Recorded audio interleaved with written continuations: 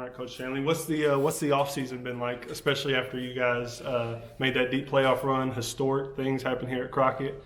What's the off season been like for you guys?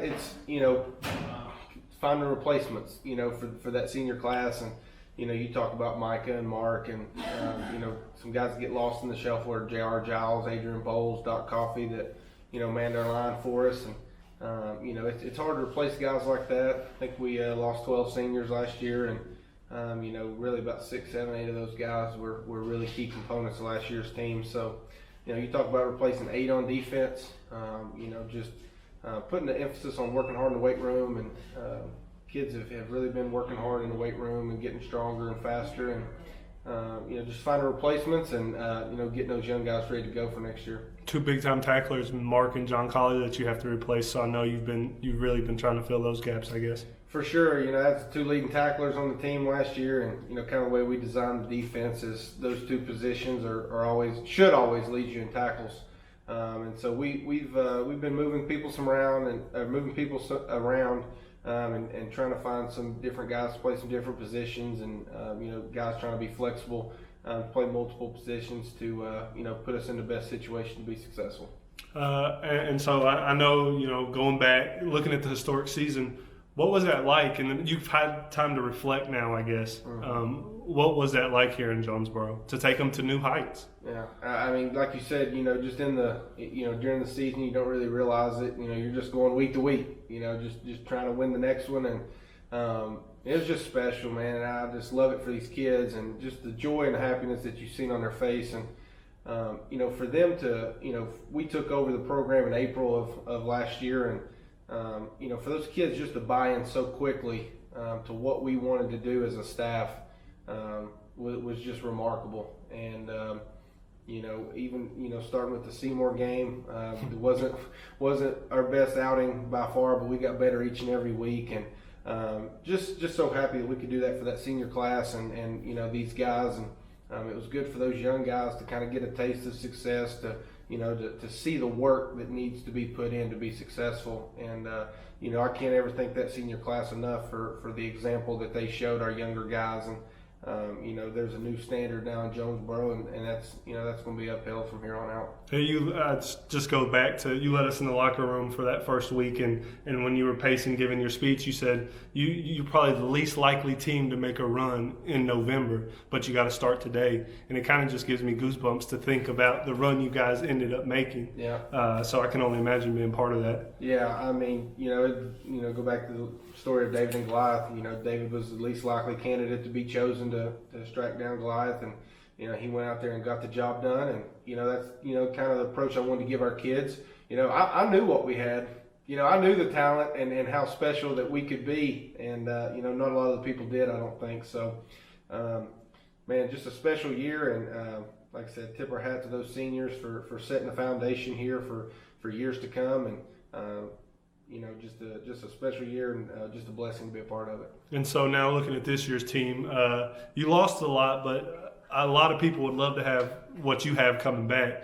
Cade, Dante, Prince, and some of the other guys that have stepped up in the offseason. Ronquillo had a tremendous year last year. What are some of the strengths you're already seeing for your guys? Well, definitely our skill guys will be our strong point. As you mentioned, Cade and Dante were both all-state selections last year. We're extremely fortunate to have those guys back. And, Ronquillo was just under 1,000 yards in a pass-heavy offense, and, extremely fortunate for him. And then Prince is back. Obviously, we're going to mix up where we put him at receiver and some running back. Up front, we returned 2 starters. Big Tony's back, and then Blaine Greer. He's a first one off the bus kind of kid. He stands about 6'8", 305, and last year was his first year playing football. Really raw, but had to play a lot of time for us. Got extremely better, and that kid has gotten miles stronger and really looks really good, and has made great strides in the offseason. But then you talk defensively, we're replacing 8 guys. It's going to be tough, the whole linebacking core, and then two or three guys up front. We've got to do a good job of just putting together the best 11 on defense, and really I think we've got a chance to be deeper than we were last year. will our first 11 be as good as those 11? That's remained to be seen, but I do think we'll be deeper and be able to move guys different positions and do some different things defensively. Because like I said, we're going to have a bunch of fresh bodies out there that's never experienced a Friday night or just played, special teams or something like that. So we're going to be looking for some guys to step up and dead periods right here around the corner, but those 4 weeks we come back from dead periods is going to be crucial. And talk about calling plays when you've got athletes like you have. I mean, with Cade throwing the ball, he can get it there. Dante can go get it. Brent and Ronquil will run people over. I mean, what's that like? Throughout the course of the game, we'll call a play that, let's say it scores, and we won't come back to it till, a quarter or two later, and we score again, and then you just look at yourself and question, like, why didn't I call that play some more, But, you got athletes, like we have and are fortunate to have, sometimes it doesn't matter what you call. And I just need to keep it simple and make sure I don't screw it up and let them go make the play, kind of deal. That's how I feel about it most of the time. But, if we do have a bad play call, Cade does a good job of getting us in the right play, checking. He really got better at that as the year went on. I know how fortunate and blessed we are to have somebody that can sit back there and do that, because not a lot of high school kids can.